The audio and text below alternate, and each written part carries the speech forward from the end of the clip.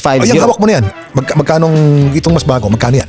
This one, I got it cheap. I got it actually from a tricycle driver. Tricycle driver? Yes. Naka-Rolex ang tricycle driver. Binili niya doon sa uncle niya. So the tricycle driver, what he did was he went to me. Actually, may vlog ito sa sa TikTok account ko na he was selling it for 300. Sabi niya, boss, 300.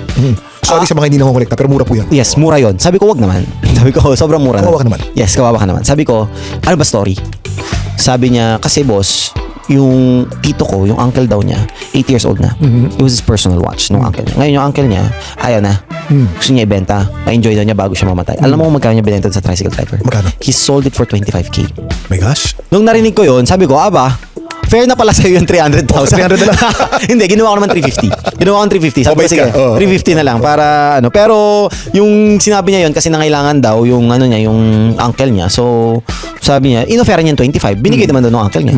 Sabi ko, ang bait So, ayun, yung inoffer niya sa akin, binili Ang ko. ganda ng storya. Yeah. Pag nangongolekta ka ng relo, maganda yung storya. Maganda story. Lahat yan Improves the actually. value eh. O teka, yung Magkano sagad mo, boss? Yung maluwag na sa kalooban mo. Kailangan makuha ko to na steel price di ba? Nilulungan na kita, boss, ha? Boss, would you do 350? 380 para may 8 ulit. Boss, okay ka na dito sa 350 na. Pa-out mo na sa akin yung pang parts lang. Kasi, okay ba? Pero, bigyan na lang kahit pamuslay ko. Okay na yun si boss. Tapos sabi mo, 300 lang eh. Ito kung magkano mo lang nakuha.